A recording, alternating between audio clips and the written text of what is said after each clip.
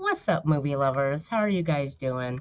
It's your girl Rossie, and John DiGregorio has joined me this evening to review episodes 6 and 7 for Let the Right One In. So let's get into this. Just a second, guys. You know how I am. Okay, guys, let's do it.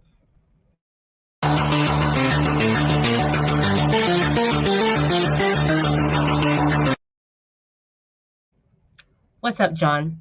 Nothing much. How you doing, Rossi? I'm doing really good. I'm doing really good. We're having a storm going on here in Northern California. So if the lights go out, guys, my apologies. Well, I know what you're going through because we just got a storm ourselves, so I definitely understand. Okay, great. Well, guys, so we're here to review episode 6 and 7 of Let the Right One In, and and I have totally enjoyed this show thus far. I do want to start because John's gonna recap some of last week's episode, and then we'll get into this. But I do want to give a shout out to the actors, okay, the cast members. So I'll start with Madison Taylor Baez. She plays Ellie. We have Damian Bishir, who plays Mark, who also is a producer. We have Anika Noni Rose, who plays Naomi. We have Ian Foreman, who plays our lovable Isaiah. We have Kevin Carroll, who plays Zeke. Grace Gummer, who plays Claire. Jacob Buster, who plays Peter. And of course, Nick Stahl, and he was in everything when I grew up, who played Matthew. Okay, so I just wanted to give a shout out to those actors who are doing a great job. John?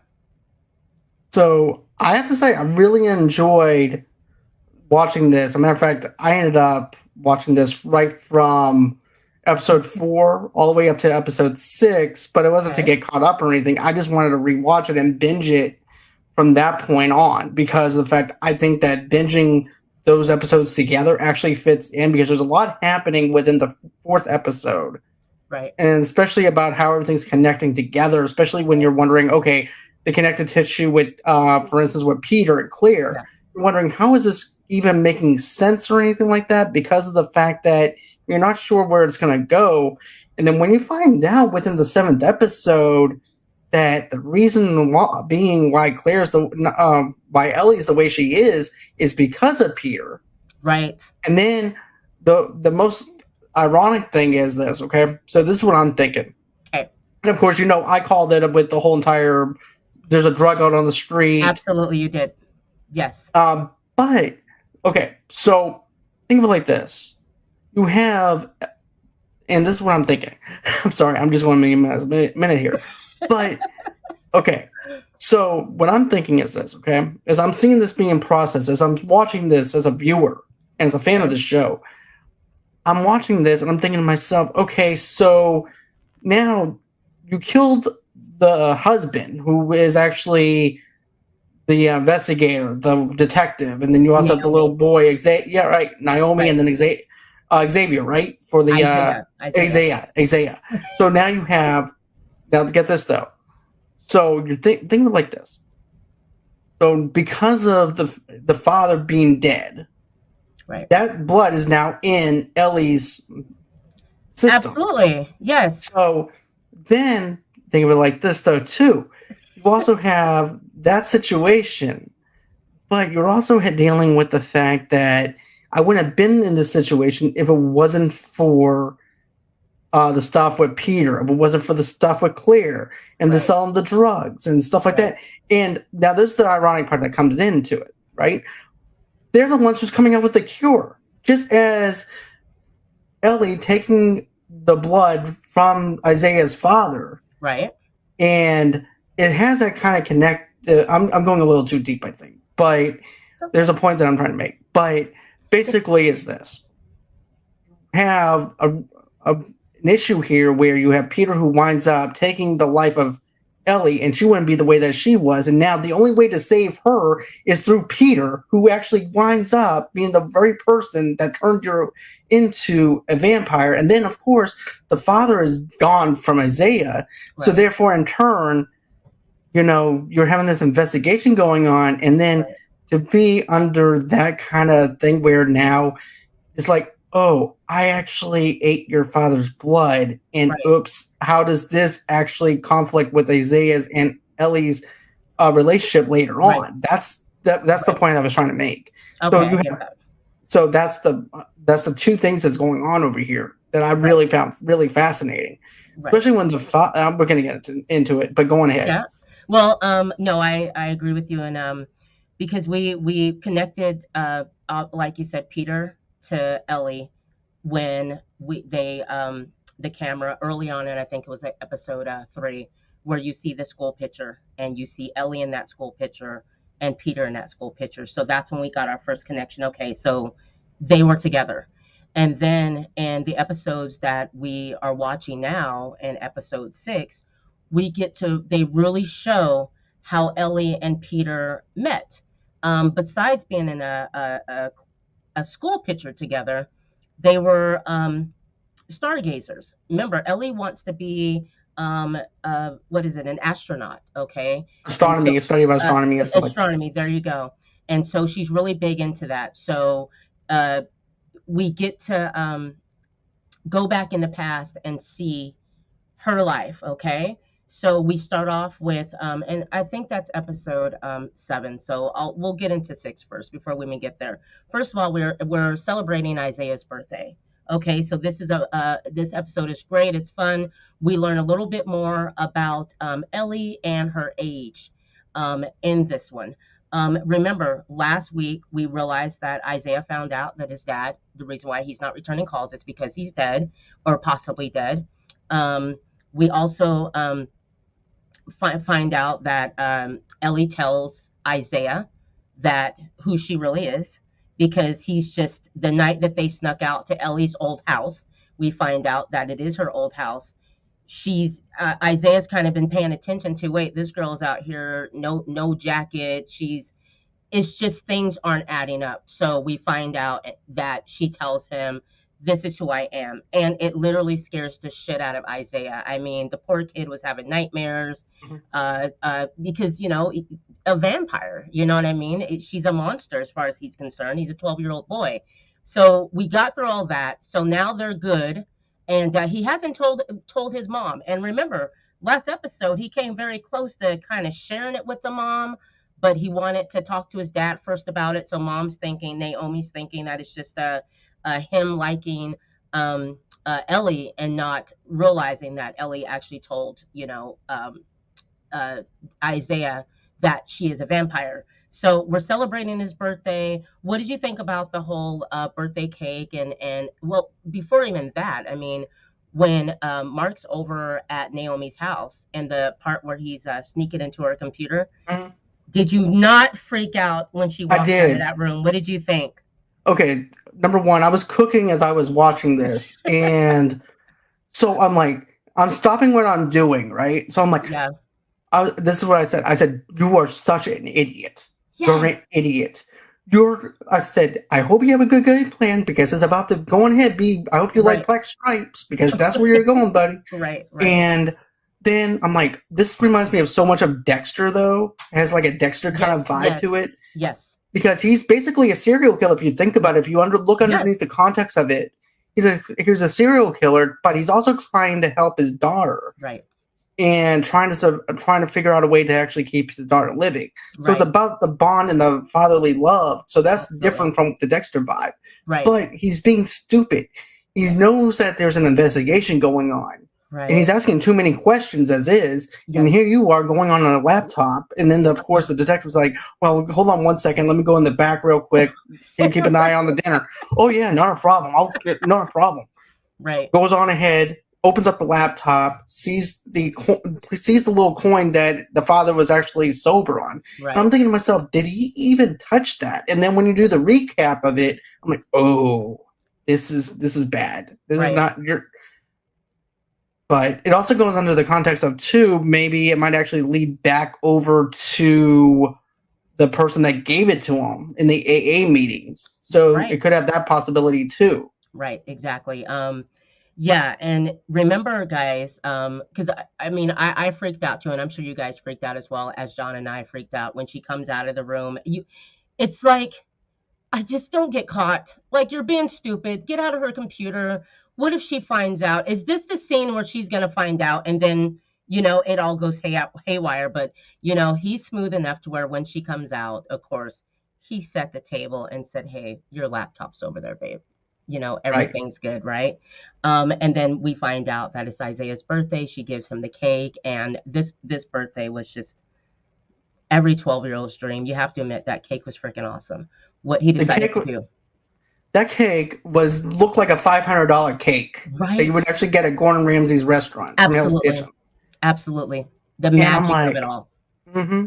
Yeah. And the thing that I liked about it was how special it was. It was like for a moment, Ellie actually feels like a human rather than a vampire. Yes. And she feels the most safest with Isaiah, with her secret. Yes. And I liked how the Godfather actually asked her this. He goes, wait, you told him? Right. And week, guys. And he pauses for a minute. Yeah. But he's like, and you can definitely tell that he's not going to tell the father, right? Because he'll freak out and pack his bags. Absolutely, and he knows that he knows that she's lonely, and he knows when she talked to Zeke about her feelings for Isaiah on that couch when she apologized to him for not being mindful of him giving her blood when things were really bad, okay? Because Zeke did a lot for this family. But anyways, yeah, I didn't feel like he was going to tell Mark because, like you said, they'll get up and run again because, I mean, that is a detective that lives next door. And I can't wait to find out how that all goes down. But I like the fact that also when Ellie is just really excited about Zeke's birthday, or I'm sorry, Isaiah's birthday, guys, and she wants everything to just to go as planned because she remembers when she had her birthday, she had sleepovers and all that. The conversation that Mark had with Ellie when he asked Ellie, so you really do like Isaiah? And she's like, I do. And he tells her, you do understand that it's absolutely inappropriate of, having a relationship because we find out later how old Ellie is about, how old she is. So when he says that, you realize why he said that, not only because of the infection that she has being a vampire, but just the age alone. And she understands that because she's stuck in a 12-year-old's body, and so, but she was really excited at the fact that the dad was going to do something for Isaiah for his birthday, but also remember, she's kind of bothered that she found out that her dad took that information from Naomi's computer. And remember, Ellie's now on board. Like, you want me to share things with you? This is what I have to do because regardless of how you feel about them, we still have to keep you safe. No one's going to be okay with her situation and what he has to do for her. So, and at this point, guys, remember, Isaiah doesn't know, Ellie doesn't even know that, she consumed Isaiah's dad, whose name was Frank's blood. She doesn't know that. So she's just being let into um, being allowed to know what's going on as far as, the laptop with the information that he took. Because remember last week, her, Zeke, and the dad went out to that warehouse to look for right, and he's freaking out. Yeah. Now, let me talk about that real quick, and we'll jump it back over to this other thing, if that's okay. Totally. Now, okay, so you actually get this conversation between Peter and Claire, where it's like, well, you're going to have no choice but to put this drug out on the streets. Either that or we lose our house. Right. So I'm like, okay, I would take that deal because you don't want to lose your house. And I'm like, girl, you got to take it.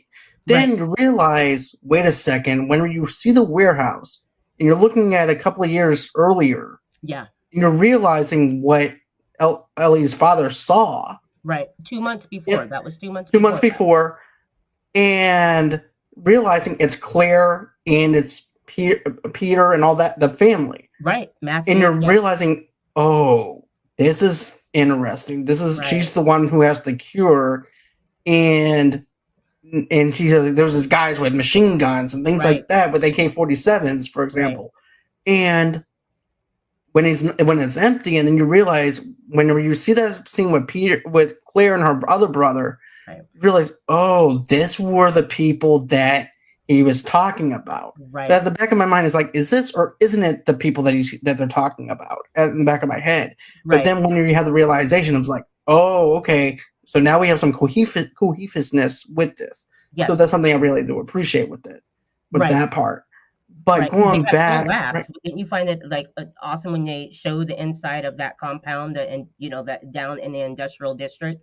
I mean, they had labs. And remember, a lot of these people that are there to help Matthew out are fellow soldiers of Matthew that volunteered to come and help him out because, before Claire came into the picture, the dad had those drugs out on the street.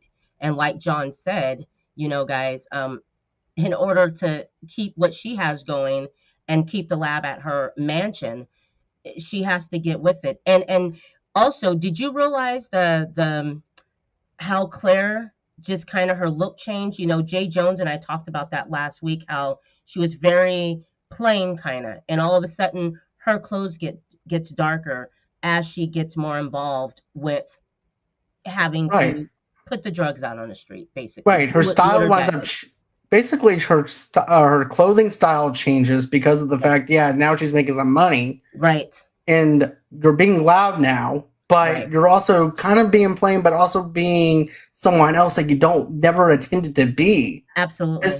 Because remember, she tells her brother, look, I did not want to go down this road. This is not the road that I want to go on. I never wanted it to be in the wrong hands. I was wanting to do a cure-all kind of situation. I didn't want this out on the street because we don't even know what this is actually going to do.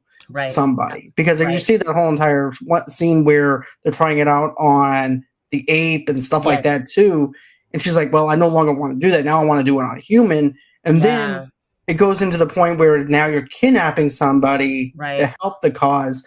And then you also play this kind of narrative, right, where it's like, oh, this is actually kind of dark for her character.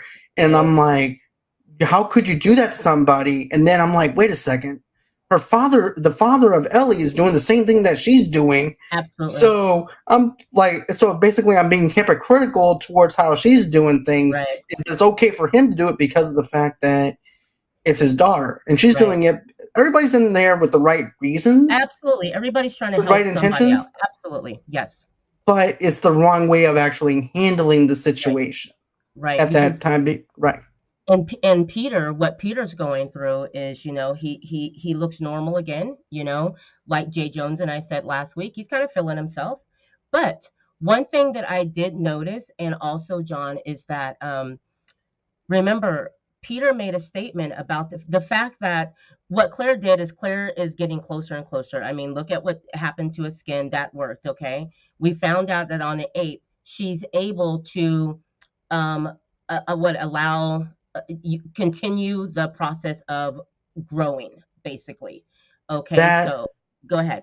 But also, too, brain surgery to the point where you get rid of the de-aging factor. Absolutely, right. Where you now don't, and so therefore you're living forever is not going to even be an issue anymore. Right. It's just that you're going to be old and everything, too. So you have that aspect into it.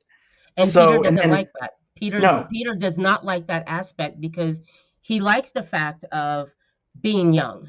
His issue was he was burned all over his body. Then when he's coming back to himself, he's feeling good about himself. He's always in a mirror. And he doesn't like the fact that Claire has cracked that she has figured that out because he knows now he has to age. So I'm wondering, what's that going to do to him? Like, if he gets out, is he, you know what I mean? Like, I'm concerned about his the way he feels about it. It's like he's not appreciating what Claire's doing because he's upset that she's solving that as she snaps at him and lets him know, I'm sick of you basically bitching all the time.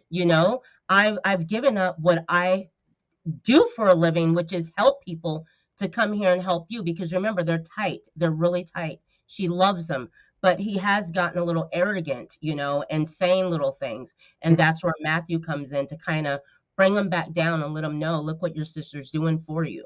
So I'm just wondering how Peter's going to react once he gets loose, if he does get loose. Right. Well, let's talk about that for a minute here, too. Okay. Like, with the scene with Matthew talking to Peter, he's like, look, you're 15 years old. You're allowed to be a ball bag if you want to be a ball bag. Right. but you're being rude to your sister for a reason here. Hey, Frenchie, how are Right. you? But yeah, Hi, you're, hi, but Jojo. you see, I feel like this, okay? So it's like, look, you're 15 years old, you're being a ball bag for a reason, you have every right to be a ball bag. But at Right. the same time, though, you need to realize what your sister is actually sacrificing here. And what she's Absolutely. doing here, she's kidnapping somebody to help you. And here Right. you are being rude to your sister for the sacrifices that she has made.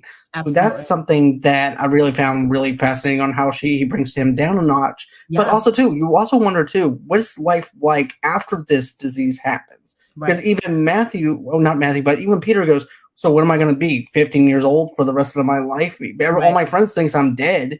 Even if you do to the aging factor, I'm going to be old Right. and I'm going to be a vampire. What we Right. do? What a life. Yeah, So exactly. basically, Exactly. And so as we get through all of that, and we'll speak about we'll get past Isaiah's birthday actually went off well.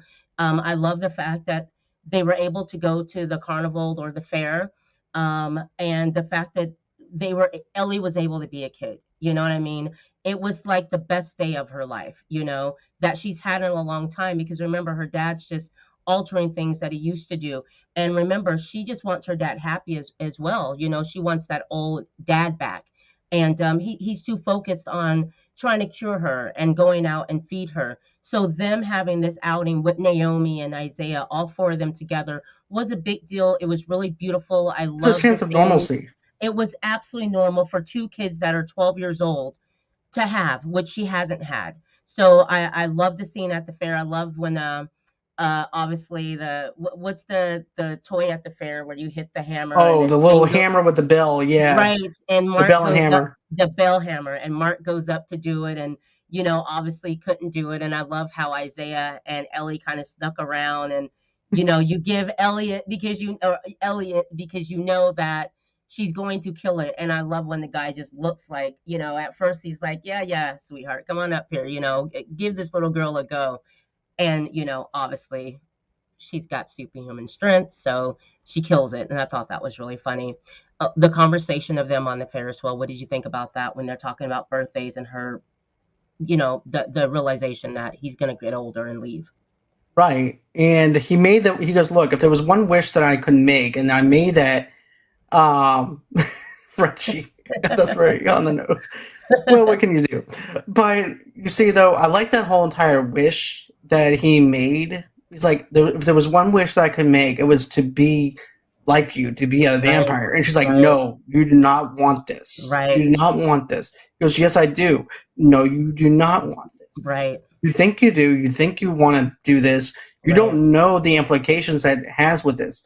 For instance, you have to feed on blood, other people for right, food and right. everything else. And that's also the issue that not Matthew, but Peter also has. Burning in the Yes, sun and feeding on somebody. If it wasn't for those two things, he would be loving being a vampire. right, But because of absolutely. those things, but Ellie's telling him, look, for every consequence, there's a reaction and a consequence behind that reaction. You do Right, not want to wish this unless you actually knew what you were getting yourself into. absolutely. And I think that took him down an octave, was like, okay, well, if I can't have you forever, I'll just enjoy my time that I have with you Right. as well. Right, because she understands that, he is going to age and get older, and she's going to always be 12 years old. So at some point, she's old enough to know that, he's saying that now, but he's gonna grow up. He's gonna move on. He's gonna find someone else, and so she lets it go and says, okay, I believe you. So that was a great day. They had a great time. Also, a funny part when Naomi and Mark are sitting on the bench, and he's like, listen to that. You hear the ocean, and then you hear the guy from the background say whatever it is that he said. It was really funny and kind of brings them back to, the reality that we're sitting on the bench in the middle of the frickin' looking at the ocean, and, crazy people are walking around, whatever. Well, also too, it gives him a chance to actually connect with her, but not only Oh, yeah. connect with her, but it also gives him a chance to just enjoy the quietness that's Right. within his own head, though, too.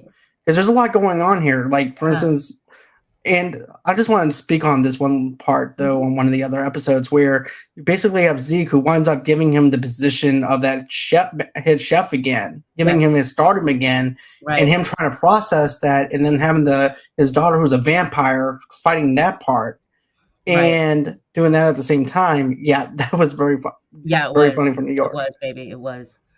Yeah, I absolutely agree with that. Because we find out that uh, Mark is an upcoming chef, a well-known chef. He had already made it into the paper. So this was he was somebody. And remember, he opened up the restaurant with Zeke, but he ended up leaving because obviously things happened to Ellie. And we find out at the end of episode 6 that this had been going on for, or maybe it was 7, but 10 years, 8 months, and whatnot. So we realized that Ellie's about 22 years old.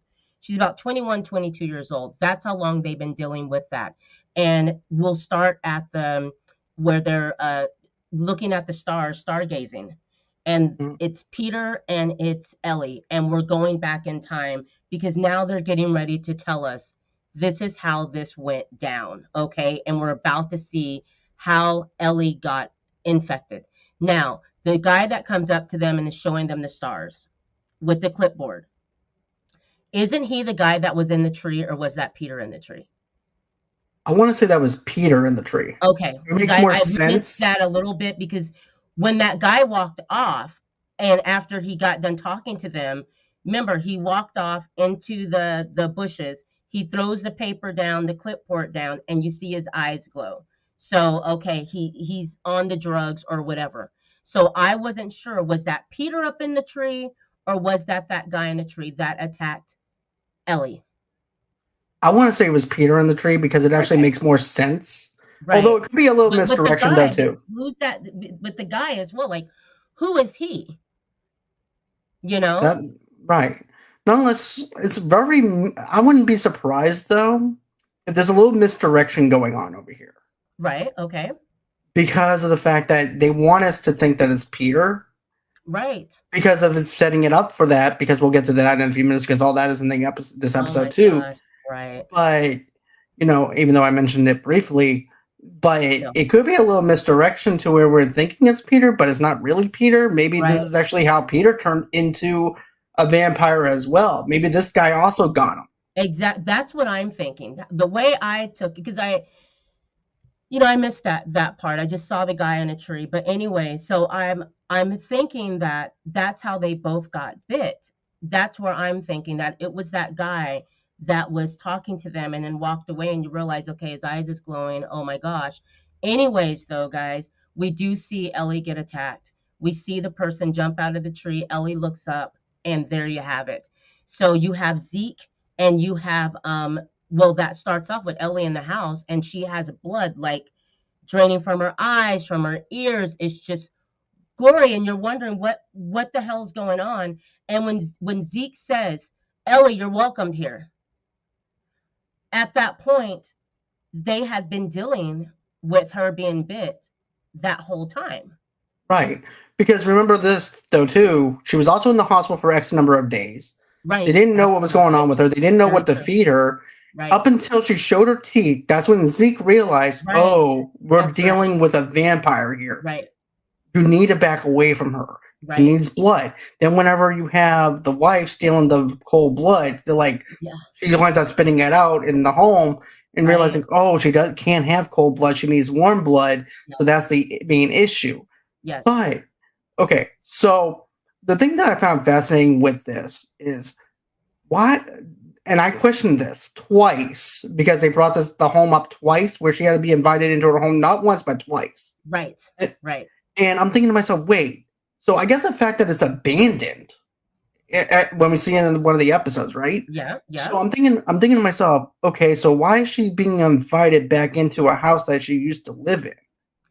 Yeah. And But okay. that's what I find fascinating with that. And then she gets invited back in the flashback. She's invited again back into Right. her own house when Right. they're living there. So I'm like, okay, this is definitely interesting Right. because and then also too, you also get to see the implications though too, because a vampire swallowing real food. So that was something I've Oh, always right, wondered what would happen. right, Not being invited in, that was something I was always wondering about. So they right, dived into those two things. Even in the movie, they did that too with not being invited in and then right, inviting that person in. But they never touched on the food aspect of it. right, So that was something I've always been wondering about. right. But what did you find fascinating about being invited in on those times? Um, the time where she's bleeding and doing all that, and he says, "Ellie, you're welcome here." I was thinking, okay, is that Zeke's house that she was invited in?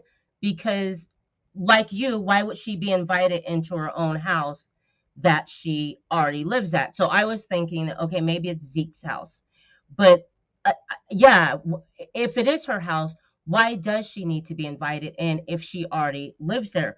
Or maybe it's because it's not her, it's a vampire now. So, because Because it's she would not be her, technically dead, so you therefore know, she right. exactly. So she's not Ellie anymore, because what we saw, what happens when she's not Ellie, she turns into that vampire, that monster. So maybe that's it. It's not her. So you have to invite her in because she's a vampire. It's not her. Right. That's what So I that got from it. That's what my thinking is about. Is about it. That's the way I'm thinking. Sorry, guys. But anyways, but I love this episode because I've been waiting for this episode to come up because me I too. wanted to see how it happened, how her mom died, what they did. Well, Go ahead. okay, so here's the thing. My mind going through this episode, because this is an origin story setting it up. I'm like, okay, so what's the deal with the mom? Because now we Right. know that part, right? So Okay. I'm thinking to myself, okay, so what's the deal with the mom, right? So does she leave him because of the fact that she's tired of giving blood, Right. or getting tired of the fact that she's now having to live with a child that's undead? Is Right. she just fed up with everything? What's the deal with her? And Right. then we're going to get into where he draws Yeah. the line Yeah. between. Yeah, we'll Yeah. get into that. But it made me question. Okay, so where was the decision to leave, or if there was a decision to leave? Right. So that was my question. And then I'm eating. I mean this. I'm actually dialed into this episode, questioning Yeah. every single thing because Right. it's such a great episode. This is hands Hmm. down It my is. favorite episode in Absolutely. this season. Absolutely. Baby said that too. That it's her favorite episode as well. This is my favorite episode. I've watched this episode twice today. I really enjoyed it because, like I said, I've been waiting for this. And so, what we get to see is how it all went down. Okay. So, after Ellie's attack, you see Zeke and Mark trying to figure out, okay, does a person live close to us? Okay. How far do they live, and then they find that tunnel in the alleyway next to their house. I'm sorry, it's the underground, the sewer, or Yeah, the the sewer. rain. Okay, the sewer. They go down there. There's nothing there, but that is a good find. Okay, they didn't find anything though. So weeks go by. It looks like this is weeks going by, months going by, and you see them, like you said, the mom getting blood. I think she was a nurse or something. So she's getting blood. Zeke is giving blood. They're all giving blood. And until they can't give anymore. Like Zeke, his last bag he gave her was barely nothing. So at this point, she knows Ellie's probably got about 3 months to live. I mean, they don't know what else to do until we find out that Mark has been contemplating going out there and killing. And his Right. way of doing it was John tell him what he thought would be best. Okay, so this is the most surprising thing to me. Okay, Okay. because Zeke is like, wait, you're talking about killing a real life human being. Right. WTF? What's wrong with you Right. for thinking that? And then he winds up tattling on him to his wife, and he Right. goes, and Mark's just looking at him like, bro, I thought we were brothers. We are, but when it comes down to you killing a real life human being, taking their life, Right. there's that split in between killing someone and not killing someone and trying to get your daughter to survive. Right. she goes, look, you need to kill your daughter. And then it's like this talk of, I can't do that. I love my daughter too much. Right. And then there's also this other thing that winds up happening too. I'm sorry, I'm just geeked out over this. No, go ahead, man. Okay, so another thing that winds up happening is this, okay? So then his wife winds up telling Zeke, look, you're not my husband. At least not your daughter. And then Mark comes around and goes, and she's not your wife. So you can't tell her what we can and cannot do. Right. So then they show him the door. He leaves. Right. Then his wife sits him down. He goes, Mark, sit down for a minute. Oh, so tell me how you're going to do this. I'm like, what? Wait. Know, right? Did I hear her right? I'm like, wait a minute here. Time out. And he goes, well, I was thinking about doing this, this, and this. She's like, look, if you're going to kill somebody, you have to do it right. And she winds up telling him exactly how to do it. Yeah. And hanging them up upside down, on their throat. Yep. And I'm like, okay, so that's where that comes in at, because Mark didn't think of it as himself. He's like, because Guy's logical thinking is, okay, well, I'm just going to go on ahead and cut their wrist or something, and I'll get blood. Yeah, like, put him in a bathtub, and that was his idea. I'll just put him in a bathtub and cut him up, basically, or slit him. So it was awesome to see that this was her. This was the wife's. That's why he was doing that, because he learned it from her. And then he decides that he's been following this pedophile around, and that he found was in his area. So he'd been following him around for weeks, knowing his schedule and all that. And wow, the first kill, of course, he's scared, it's sloppy, it's horrible. He and the guy that he's going to kill end up looking at each other, and they're just kind of staring at each other until Mark's like, oh shit. And he kills him.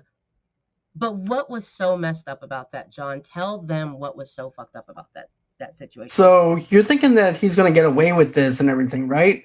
So what winds up happening is he winds up getting into a car accident because he's in a rush to get back home, because he thinks his daughter's going to die. Right. And so he's panicking the whole time. He's like, and he's telling this guy, he goes, look, I'm sorry I banged into you. Look, I'll exchange insurances, but I have to get back to my daughter. My daughter is sick. Right. And the woman's like, well, I saw you crash into him and everything is clearly right there. I'm going to call the cops. No, do not call the cops. I'll just give you my insurance and my license and my information, and I'll just go my way. He goes, well, why are you doing a hit and run? He goes, what do you mean, why am I doing a hit and run? I'm not doing a hit and run. I said, I'm giving you my insurance. I'm doing what I'm supposed to do. And he's not in his right mind or anything, because he has a jug of basically a carton of milk in a milk jug of blood.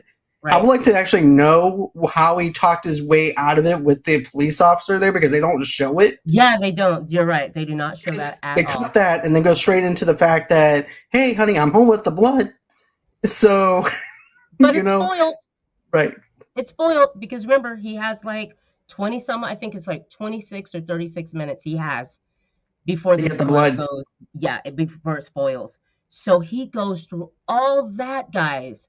Goes into the house, and she's excited because he did it, and he's crying because he didn't do it.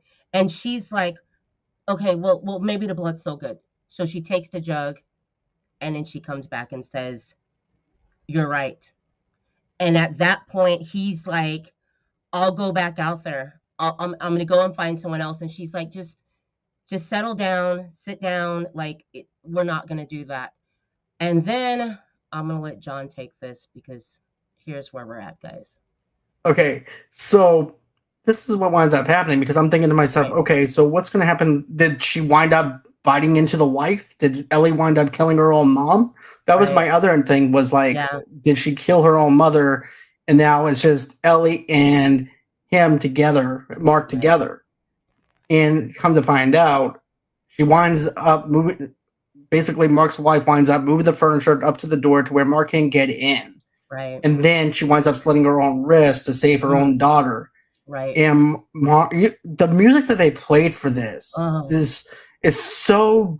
I mean, the music in itself tells the story exactly how it goes down, and the pain and the suffering of losing your own wife to save. She sacrificed her own self to save her child. Absolutely. And that was the beautiful writing within this and poetry from this Right. scene.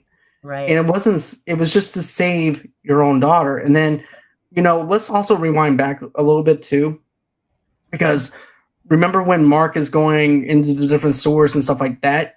He winds up going over to the mansion, and he's going to different places. Oh, my son Right. passed away. He goes, my son passed away. That was another place he stops at. Then he stops at another Right. place. And finally you get to the mansion. Right. And he knocks on the door. I'm like, oh my God. Yes. Did Guys, right? Yes. I'm like, did Peter do something to the daughter? Because Peter is actually the only living vampire kind of thing. Right. And I'm like, now that's whenever I started going into my deep thinking of like, okay, so now you have two people that are in a mess up situation. We have Mark and Ellie, who's in a mess up situation because Mark winds up giving Ellie the blood from Isaiah's father. Right. Then you also have a mess up situation with Peter, who wound up giving birth, basically birthing the vampire, making Ellie the vampire. Right. So you have two mess up situations going off at the same time. But like Rossie and I said, I think that's a misdirection when it comes down to that. Absolutely. I think so too, because when what John's bringing up, guys, is when before all this happened with Ellie and the mom, he's going around to find out, because remember, he's looking for who was close enough to have hurt Ellie. Okay. He ends up going to the mansion where Claire, and it was when her father was alive. So this scene, what I got from that scene is that's when the father called Claire and said, Peter's dead. Peter died, because there's no other reason for Claire to be there that soon. So I'm thinking that was during that time, because remember, this is years before. Okay, remember, Ellie got bit 10 years and 8 months before Isaiah's birthday. Okay, around, so that was the time that I believe that Claire came home, because her dad told her that Peter was dead, because remember, Peter, the drug didn't work. So, Mark shows up there. Right. And technically they didn't lie to him. Peter is dead, but they just didn't tell him that he was undead. Right. But Absolutely. But so Mark goes on his way. Yeah. There's also another. I'm sorry, Rossie. There's one other little detail though. Go ahead. Remember when he's supposed to be like this top-notch chef for this 5-star restaurant, and you see a picture over there? Yes. He's off getting ready to kill somebody. Yes. It's like, this is the life that I once had before the life I had. Right. Before the life I have now. Right. And now that life is gone. This is my life now, kind of situation. And that's exactly what they were trying to tell. Right. And absolutely. But knowing the fact that the mother sacrificed herself for her daughter, that touched me to know that. And baby, I cried too during that, when Mark walks in, sees Ellie on the bed, blood, mom's just dead because she slit her wrist to feed Ellie. That scene, it was so sad, because you wonder throughout this whole series, where is mom? They have flashbacks about mom, but they never said what happened to her, until this scene and this episode. And it was just like, what you do for your kid, would you do that for your family member, And remember, Mark had made a promise to his wife before he even knew she was going to do this, that they will never stop until they find a cure for Ellie. So once mom died, that's when he and Ellie went on the run. And remember, when they put Zeke out, that was the reason why when they showed back up in New York, that they hadn't seen Zeke for all those years, because this was the falling out that they had. Zeke just didn't feel like it was right, and Ellie, mom and dad were not going to let her die. So amazing episode. You guys can catch Let the Right One In Sunday nights at 10 p.m. Eastern time on Showtime, wherever you stream Showtime. It's really good, guys. We have 3 more episodes to go. Right. So I just can't wait to see episode 8. And I stopped myself. I didn't go any further. I just stopped. It's hard. It is so hard. You want to grind it out. Because we're so used to, in a binge watching culture, to binge everything. Right. But here's what now, I got a lot of flack for this before. But I said this before. I said I'd rather watch week to week now than to Yeah, binge everything because of the fact that it gives you a reason to speculate. Not only does it give you a reason to speculate and use your own imagination, it's still right. in the conversation with Absolutely. people within the week. Right. I love Stranger Things, but Right. after get this, once you binge everything, you forget what you watched. Not only do you Yes. not forget what you watched, but it's not in the conversation anymore as if Right. it was a week to week basis. Right. And Absolutely. that's what Netflix needs to realize is you don't need to binge anything. The binging stuff worked for what it worked, but Right. now because I feel like binging stuff is like too much of a stomach overload. Like I'm at a buffet and I'm just Okay. overloading everything in my mouth. Yeah. At least with week to week episodes, I can slowly digest the episode Right. and just let it sink in a little bit, let it marinate a little bit, and then go Right. on ahead and watch the next episode the following week and have that week to week discussion with friends in Right. the water coolers. You know, we always talk in a virtual water Oh, cooler kind of scenario. absolutely. And Absolutely. that's what it leaves to Right. is a water cooler type situation where you can talk to your coworkers or your friends about this. Right. And that's what I love about week to week. Yeah, it was really hard to not go into the next episode, but I wanted just for the reasons that you stated, I wanted to make sure that I'm not too far ahead, that I'm able to just stay with what's going on, and then we all wait until next week and then talk about it. So we are going to double up, guys. John, I remember we were having this conversation earlier about I was going to do episodes 8, 9, and 10. I figured that let's not do that. Let's just do 8 and Yeah, 9 because Clint had brought up to me the hours that it's you're too going to much. spend. It's just too much. And plus, Because just to grind all three of those and cram those in. So we'll go ahead and do 8 and 9, and then we'll do 10 separately. So, guys, that's how we're going to do that. I do have some guests coming on the show next week. I have another actor. His name is Jay. Oh gosh, I hate it. Stuckavel. Jay, I promise I'll get it right. Okay, but he's great. He's funny. He had a great movie that I had the pleasure to see a few months ago. So he's going to come on the show on Thursday of next week. And then I'm having Joanne, Missy Joe, who is my baby sister. She also loves movies, and we love John Hughes movies. So next week, we're going to review on Wednesday, rewatch John Hughes, Just One of the Guys. And if you haven't seen it, please go and see it. You can stream it anywhere. These were mid to late 80s movies, and they were absolutely great. So once a month, Joanne's going to come sit with me, and we're going to go over another John Hughes film. Okay. And then on the 18th, I'm going to have an actress who is very well known in Sacramento. Her name is Bunny Stewart, and I will be interviewing her, and I can't wait for you guys to meet her. And also, I have a director that will be on in February, and I don't want to say his name. I don't want to spoil this surprise, but he's great as well. He's going to be on, and then we're going to have some more. John and I are going to do what is it, John? yeah, The video. We love video games here as well. John, tell them what we're going to do. okay, so I think we said what a week after that. Yeah, a week after next or so, guys. Yes. Yeah, after Rossie has her guest on and everything. Right. So we love video games. We love Resident Evil. We love zombies. Yes. So guess what? We're going to be doing a Last of Us after show. Yes. So the first episode, of course, I'm going to have in the front row. She's actually from Australia. She's a big Awesome. gamer, but she said that she never she never played the video games of The Oh, Last of really? Us. Oh, No, wow. because she's an Xbox player. Okay. But here's the thing, though. I like the fact that she hasn't played a single video game of The Last of Us or anything, Okay.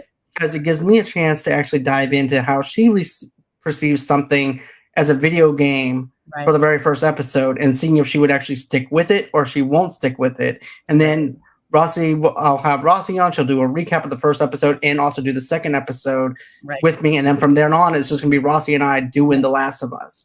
Absolutely. And I think it's just much easier that way. I can't wait. I love the game. I played the game more than once, played the DLC. Yeah, I'm all for it. And then what else was there? The menu. Menu. We're going to be Yes. doing, and a matter of fact, I have a little thing too. I actually I'm bringing on a special guest as well. Okay. Okay. And it's going to be my friend Josh. He has the Midnight Cinemas podcast and YouTube channel. and he's a good friend of the channel. And him and we're going to do bits for this. Rossie and I are going to do bits. Josh is going to do bits for this. Right. It's just going to be one big, huge, fun time doing Absolutely. It. So stay tuned for some bit shorts for that, for the menu, because I have loads of ideas. Awesome. John always does. John always does. Always. Right. Let's see. Anything coming up, John, you want to talk about? Well, tomorrow. Yeah. Alex and I are going to be doing a show tomorrow night at 9 o'clock Pacific time. And that's, 9 o'clock p.m. Central Standard Time, 7 o'clock p.m. Pacific Standard Time. Right. And what we're going to be doing is Mortal Kombat, the 1994 Mortal Kombat movie.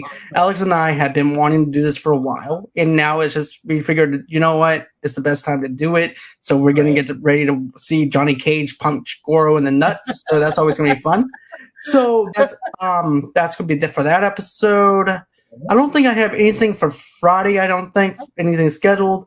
But if you guys want to, I do have an 80s section in the playlist area, and I do have John Hughes movies. I have stuff that I review with Beth from Made for a Movie TV podcast in there, so check that out. Also, too, that's also going to be in that playlist when Rossie goes on ahead and does her review, and it's also going to be in the Rossie Talks About playlist too. Absolutely. I'm trying to think if there was like anything else that I wanted to mention as far as shows go, but I don't think there is. Yeah, we're good. We're good. So John will be joining me for the last 3 episodes of Let the Right One In. We're just gonna ride that out together, and then after that, you guys will figure out what we want to do after John and I do The Last of Us, and we'll figure out what's next for Rossie Talks. Exactly. There's one more thing that I wanted to mention too. On Fridays, we're going to be doing movie news. So I actually have a movie news show that I'm in the works with. I'm going to have independent writer Christopher Benori joining me with that. Josh from the Midnight Cinema, and probably another guest. And we're going to be doing some movie news. And basically what we're going to do is we're going to talk about all the geeky movie news that came out during the whole entire week. And we'll go into the movie, basically where we find a movie news segment, stories and stuff like that. We'll give you context in that and what we think behind the context of it. So it's going to be a very good, interesting thing that we're going to be doing. We actually did 2 of them already, so go and check that out. But that's it. All right, guys. So that's it. Thank you so much for joining John and I. We look forward to, I look forward to seeing you guys next week. John looks forward to seeing you tomorrow with he and Alex as they do Mortal Kombat. And we appreciate you giving us your time. Thank you for allowing us to be a few minutes late. Things go on in life, guys. You know how it is with lives. Love you so much. And I'll see you in a week. John, we'll see you guys tomorrow. Thank you, guys. Yep. See you guys tomorrow. Bye.